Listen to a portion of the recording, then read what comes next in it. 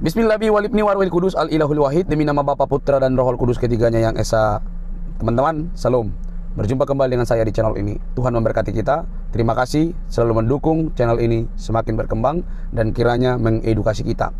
Jikalau Anda orang yang baper, skip saja. Tapi kalau Anda siap untuk belajar, ikuti, simak, dengar, dan bahan-bahan yang disampaikan di dalam channel ini menjadi bahan-bahan untuk mengedukasi dan untuk menambah wawasan kita.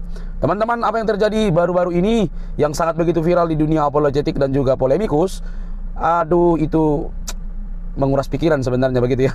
Oke teman-teman, nah kali ini kita akan melihat satu video perdebatan antara Gurunda dengan anggota API ya, anggota API, debat panas mereka ya. Saya nggak tahu nih kenapa kok bisa mereka seperti itu ya. Kita dengar dulu ya teman-teman ya. Dan terbongkar semua teman-teman, terbongkar habis. Mari kita dengar ini di videonya.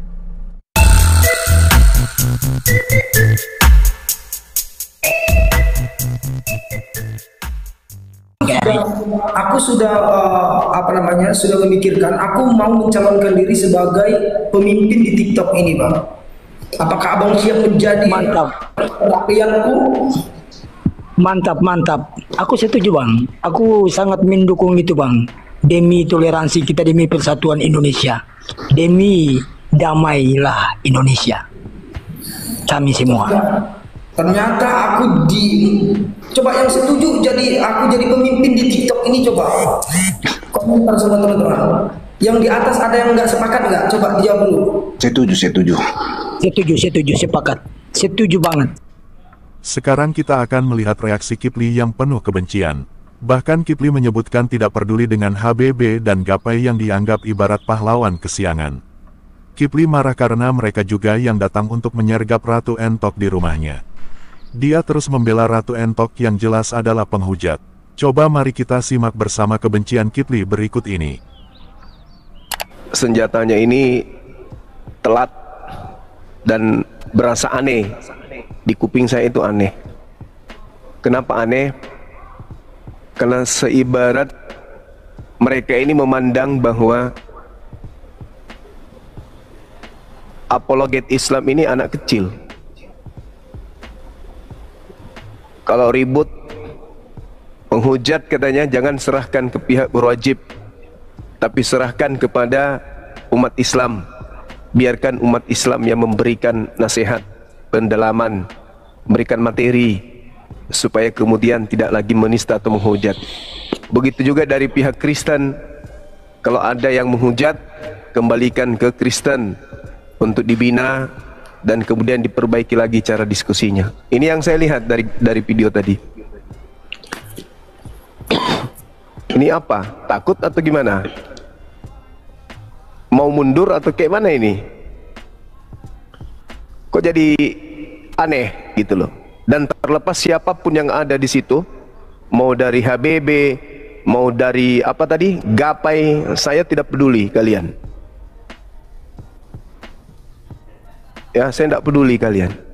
Karena kalian ibarat pahlawan kesiangan. Sudah terjadi kayak gini, Dosma sudah menari-nari. Kasihan dia sudah menghayal-hayal. Sudah di atas langit ketujuh dia punya hayalan, joget kemana-mana. Kalian muncul tiba-tiba jadi pahlawan. Kalau ada yang menghujat dari Islam, kembalikan biar dibina sama umat Islam. Kalau ada yang menghujat dari Kristen, kembalikan kepada umat Kristen biar dibina. Kuclu, mandi sana, cuci muka. Kau telat. Yang benar itu si Dosma kau suruh bikin pernyataan minta maaf. Baru hebat. Walah, kalian bikin aliansi ormas Islam, ormas Kristen sepakat. Kucluk, yang melaporin kan kalian. Kau yang lapor ke polisi, Bahlul. Kau pula yang mengatakan jangan lapor ke polisi. Di mana sekolahnya orang-orang ini? Katanya orang hebat. Yang melaporkan kalian, yang seruduk rumahnya Ratu Entok kan kalian. Kok jadinya sekarang jadi kayak gitu? Ya untung baik kalau kalian itu dari ormas Islam yang resmi. Untung baik kalau kalian itu benar-benar dari ormas yang kalian sebutkan tadi. Nah kalau cuman politikus yang kalian buat, hanya untuk memberikan pesan, kami ini loh damai loh, kami nggak ingin jalur hukum lah. Apa sih? Koplak. Enak rupanya kalau udah kena panasnya api, enak. Enak. Udah terbakar sama api, enak. Emang enak kalau udah panas? Panas itu, keringatmu udah keluar itu. Makanya sebelum bertindak mikir dulu, ini orang kenapa kok keluar-keluar di sosmed, ada apa? Kok pelajari itu dulu. Oh, ternyata latar belakangnya itu adalah Lembaga Bible Indonesia. Itu dulu lihat. Kamu kalau mau menghancurkan kemudian tuh menghentikan orang mabok, ya caranya jangan kau ke warung-warung hancurkan botol-botol sementara pabriknya operasional terus. Jangan. Itu namanya koplak. Kau suruh orang berhenti mabok, warung-warung yang kau hancurkan.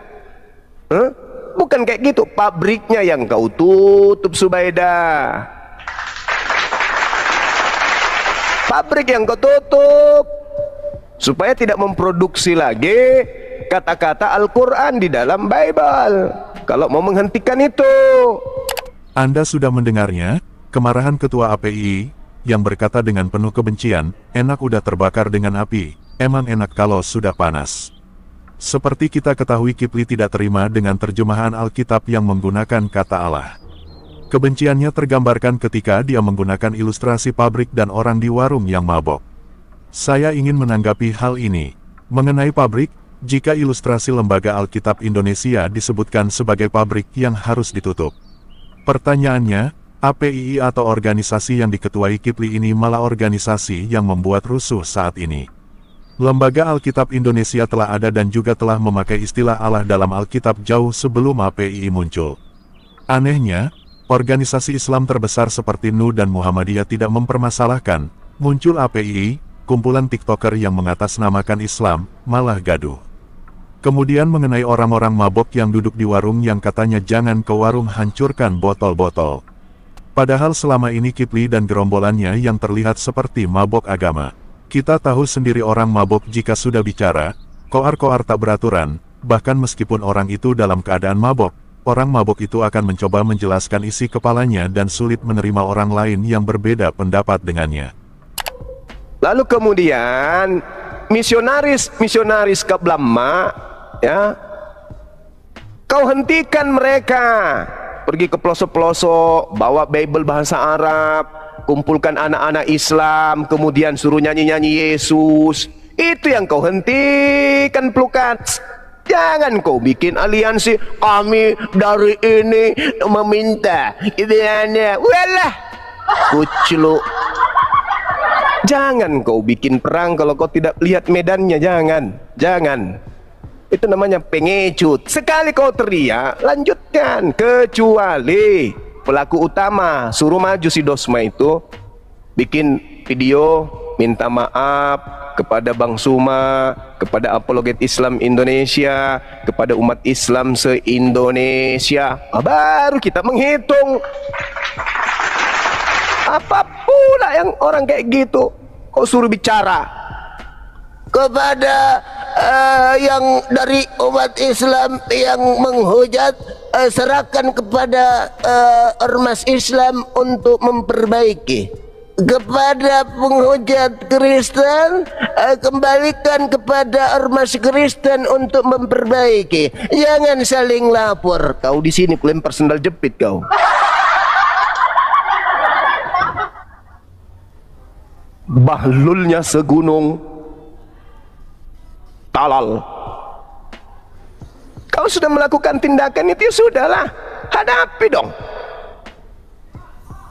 Ngapain kau sekarang kayak apa? Kayak yang jantan yang bertelur. Panik, loh kok saya bisa bertelur sih? Udahlah kawan, kau jangan sok-sokan sandiwara kayak gitu. Twih, gak laku bagi saya. Jangan kau sandiwara, jangan.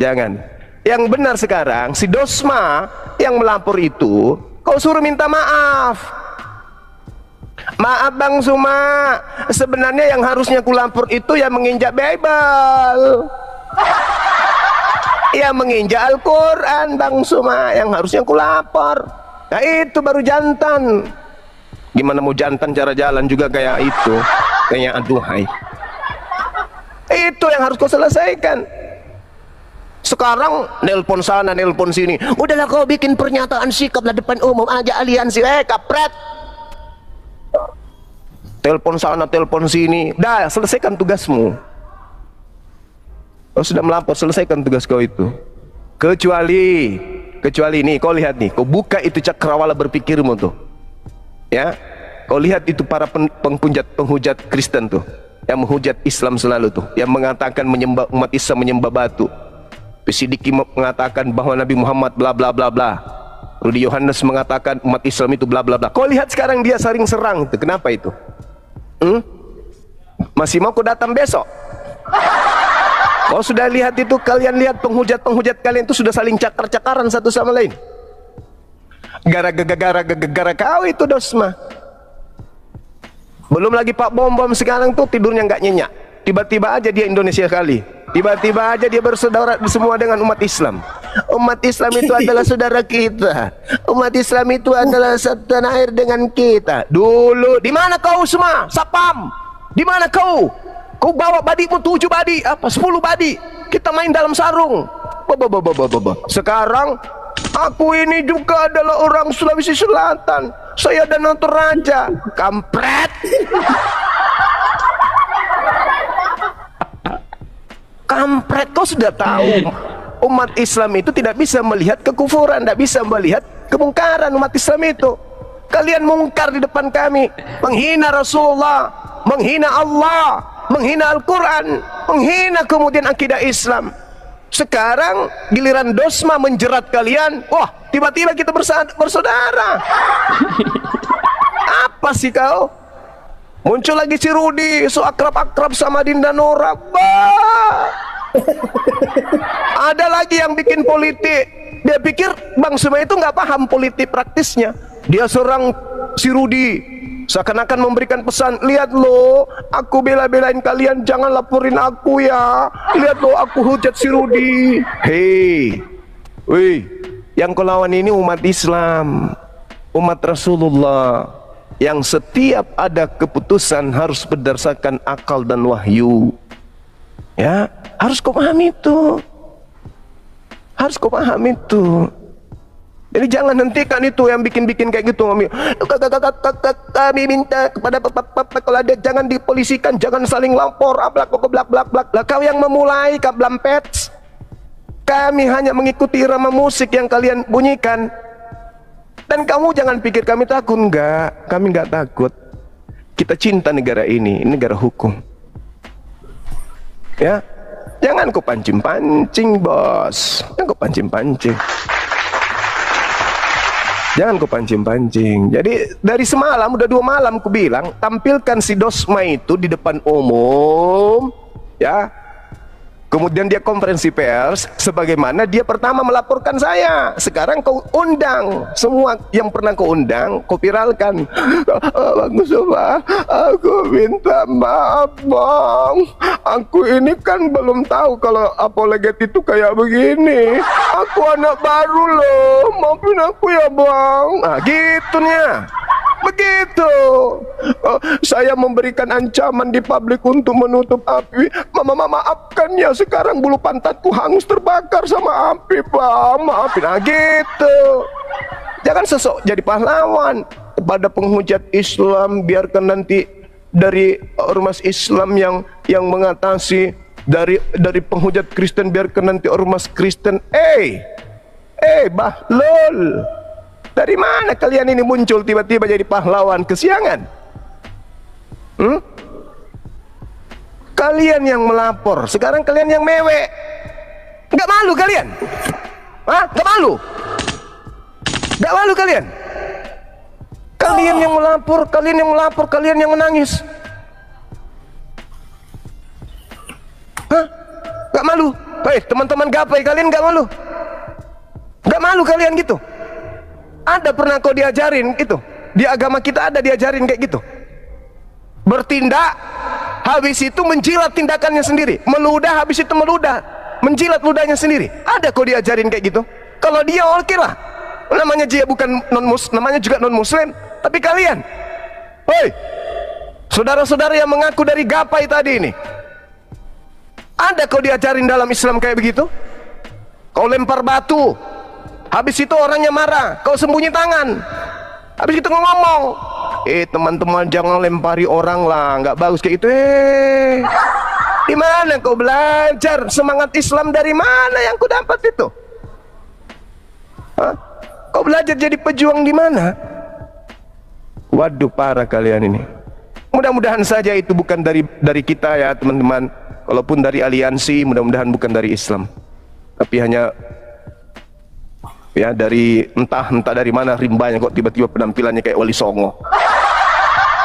Tinggal kurang kuda aja dengan tongkat. Saya rasa kita bisa melihat hal ini terjadi pada Kipli dan rombongannya yang mabok agama.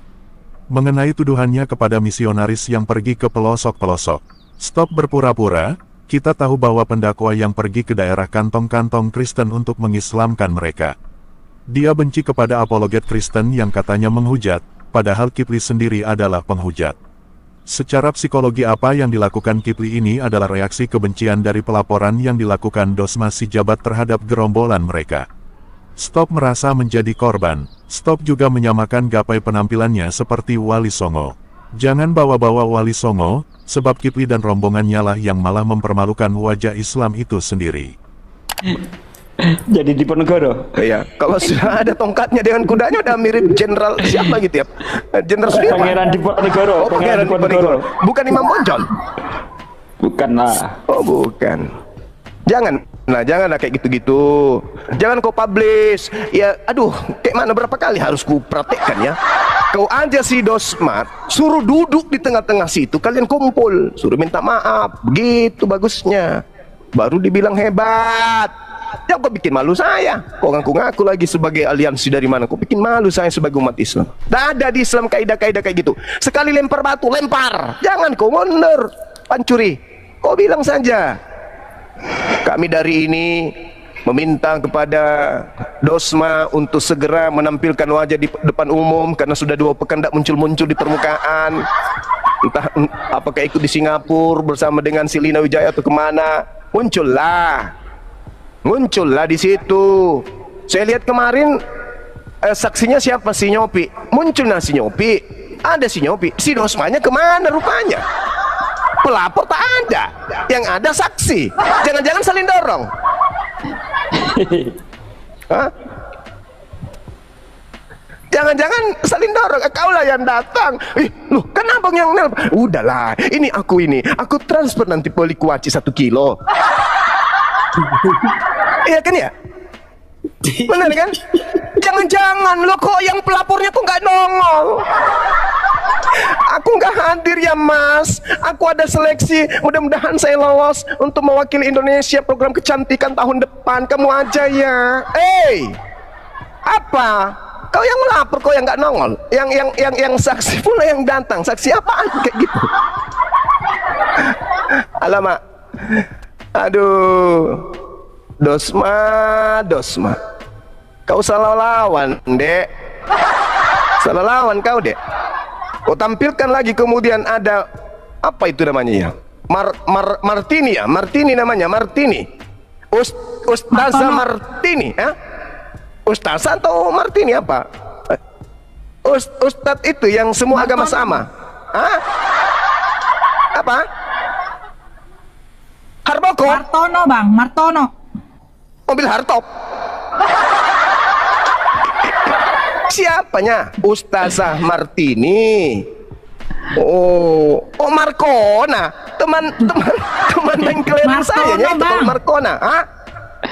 Ajinomoto. Udahlah, capek kali aku sebut namanya. Ustadz yang menyamakan semua agama sama, kata dia.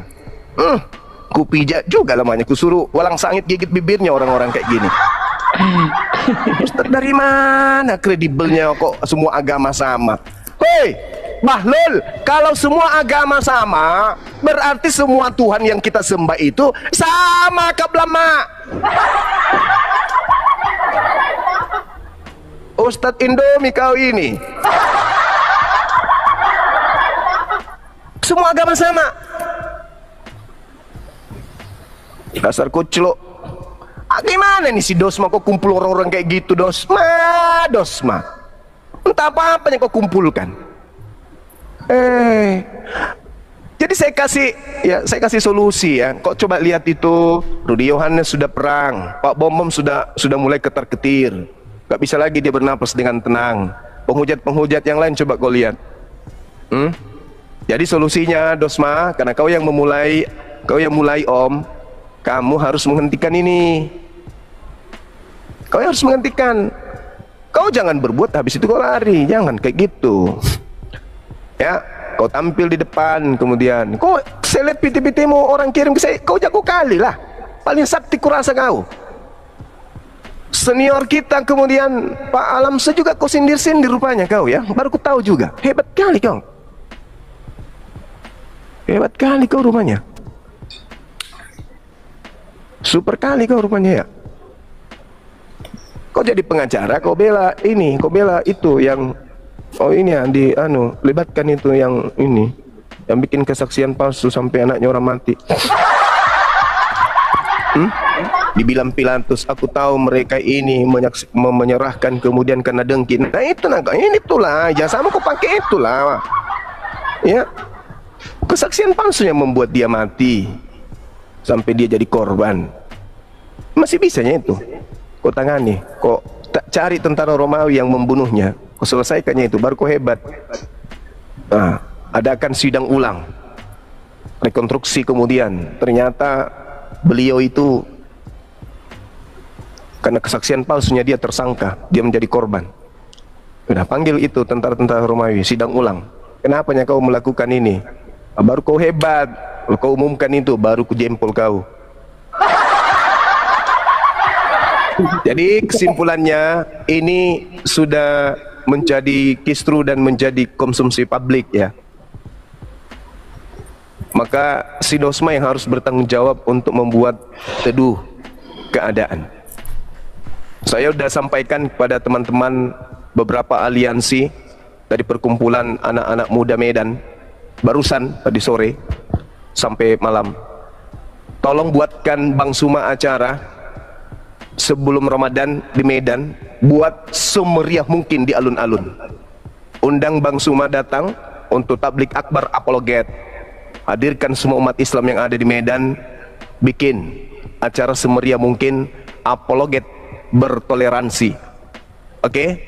Dan alhamdulillah diiyakan oleh teman-teman. Doakan teman-teman, kita akan hadir kalau di ACC semuanya berjalan dengan lancar, ada izin keramaian dan seterusnya. Di Medan sebelum bulan puasa, Bang Suma akan hadir kemudian untuk memberikan materi apologet.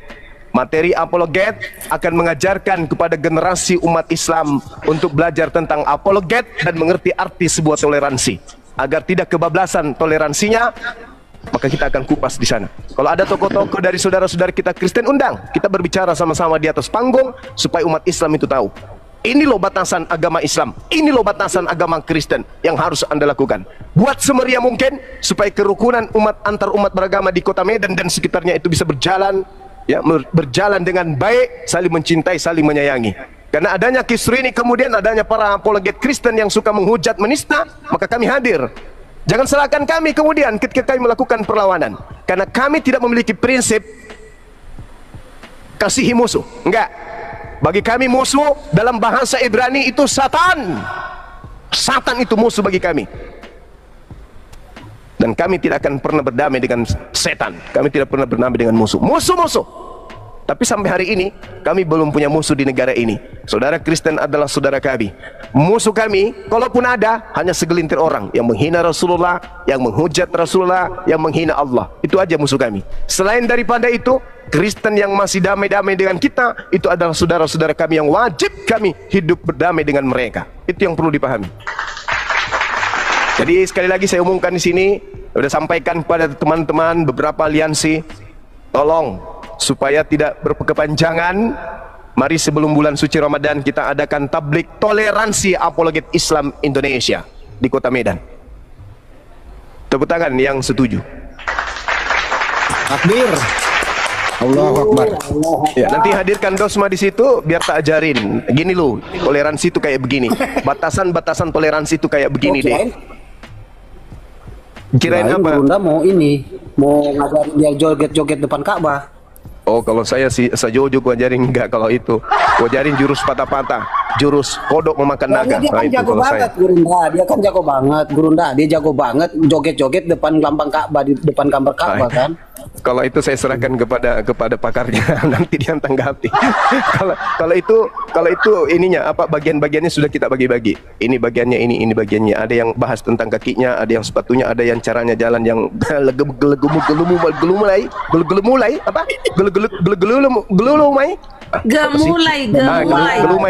gelumai. Nah, itulah. Hah? Gemulai. Ah, bagus.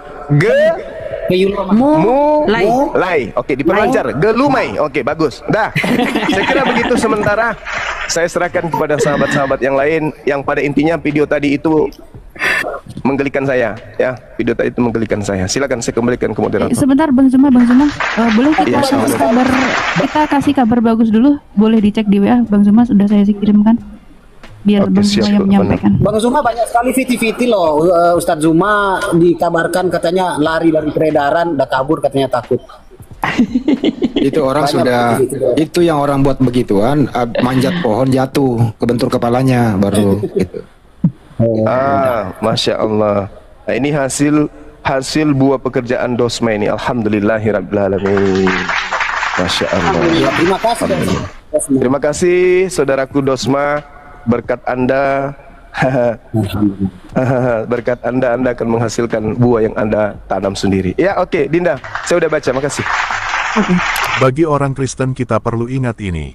Waspada terhadap kebencian dan mari memelihara kasih. Sebagaimana dicatat dalam Matius 5 ayat 44, tetapi aku berkata kepadamu, kasihilah musuhmu dan berdoalah bagi mereka yang menganiaya kamu. Sebagai orang percaya, kita dipanggil untuk hidup dalam kasih yang melampaui batas-batas manusia. Firman Tuhan sangat jelas bahwa kita harus mengasihi, bahkan kepada mereka yang mungkin berbeda keyakinan atau pandangan hidup dari kita.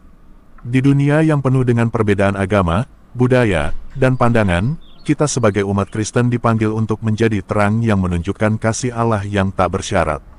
Yesus memberikan teladan yang luar biasa dalam hal ini. Ketika dia menghadapi cemoohan, penghinaan, dan penganiayaan, Yesus tidak membalas dengan kebencian, tetapi dengan kasih. Kasihnya bahkan dinyatakan di kayu salib saat dia berkata, "Ya Bapa, ampunilah mereka, sebab mereka tidak tahu apa yang mereka perbuat." Lukas 23 ayat 34. Ini adalah panggilan bagi kita untuk mengikuti jejaknya, menunjukkan kasih di tengah perbedaan. Alkitab mengingatkan kita bahwa kebencian adalah bagian dari kegelapan. Yohanes menulis, barang siapa berkata bahwa ia berada di dalam terang, tetapi ia membenci saudaranya, ia berada di dalam kegelapan sampai sekarang. 1 Yohanes 2 ayat 9. Ketika kebencian menguasai hati kita kehilangan kesempatan untuk menjadi alat kasih Allah bagi dunia ini. Mengasihi tidak berarti kita setuju atau mendukung kepercayaan yang salah, tetapi berarti kita menghormati setiap individu sebagai ciptaan Allah yang berharga. Kita dapat tetap tegas dalam iman kita sambil memelihara sikap kasih dan penghormatan. Ingat, tugas kita adalah menyampaikan kebenaran dalam kasih, bukan dalam kebencian.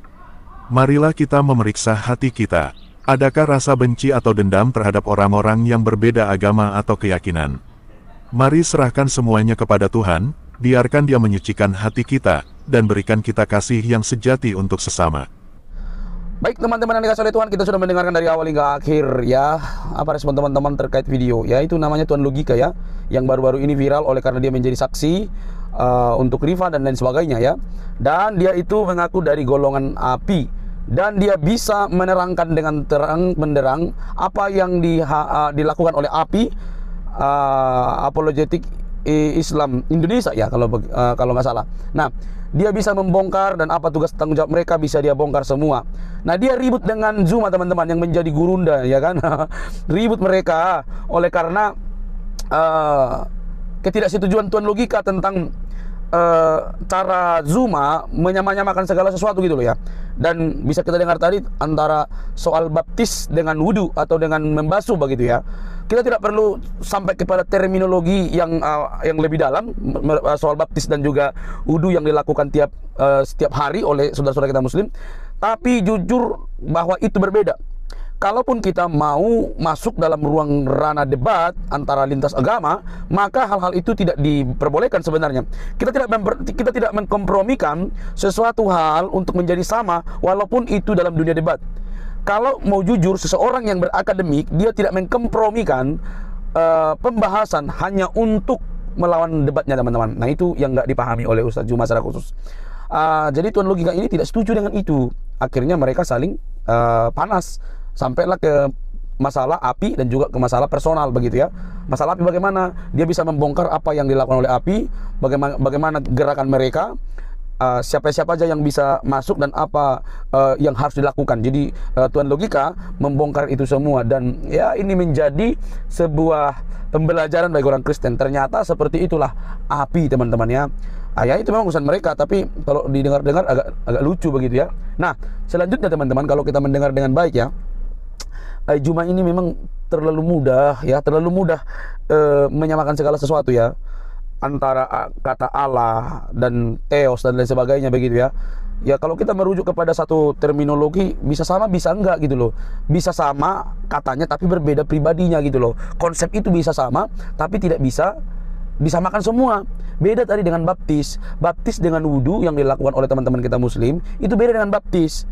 Kita dalam kekristenan itu baptisnya cuma sekali gitu ya, tapi wudu setiap hari kalian lakukan sebagai wujud apa gitu ya, itu kalian lah gitu ya, nggak mau ikut campur dalam hal itu gitu. Tapi kalau disamakan semua, dengan mudahnya kamu berbicara, ya wajar bahwa banyak orang yang nggak setuju, karena baptis dengan wudu itu pada faktanya memang berbeda jauh, tidak bisa disama-samakan teman-teman begitu ya. Nah lalu masuk ke ranah pribadi, ada yang masalah koin lah, ya itulah. Ya jujurlah Bang Zuma ya, kamu juga kayaknya juga hidup dari situ gitu ya, dari koin-koin, dari pembahasan-pembahasan tentang kekristenan gitu. Ya sangat disayangkan kalau misalnya dalam dunia perbedaan pandangan itu masuk ke dalam ranah pribadi gitu, sangat disayangkan sekali. Nah, jadi mari kita teman-teman semua apologetik Kristen dan juga teman-teman muslim supaya sadar, berbeda itu ya sebenarnya nggak masalah. Berbeda itu menjadi sarana untuk mengikat toleransi yang kuat kalau kita memahami nilai toleransi itu ya. Jadi bisa kita lihat teman-teman, terbongkar semua apa yang dilakukan oleh API dan juga mereka saling serang secara pribadi. Saya tidak senang yang seperti itu, tapi bisa kita nilai lah di sini ya. Dari informasi ini kita bisa belajar bahwa sebenarnya ada banyak hal yang terjadi yang berbeda pandangan justru menyerang satu dengan yang lainnya. Oke teman-teman, semoga apa yang terjadi hari-hari ini segera selesai teman-teman ya. Aduh, ya berdebat, berdiskusi lintas agama bagus sebenarnya, tapi kalau udah ada yang baper itu yang sulit ya. Jadi agak-agak sedikit ngeri begitu ya, panas begitu ya. Aduh, sangat disayangkan sih sebenarnya. Ada lapor-melapor lah segala macam begitu ya. Ya itu tadi karena ketidaksiapan begitu. Tapi nggak apa-apa lah, biarlah semua berjalan sebagaimana mestinya, karena kita masih punya payung hukum yang kuat, benar. Semoga lah semuanya itu bisa ditangani dengan baik. Oke teman-teman, sampai di sini video saya. Jangan kemanasan, jika ada kata yang salah mohon dimaafkan. Sampai ketemu di video selanjutnya. Bye bye.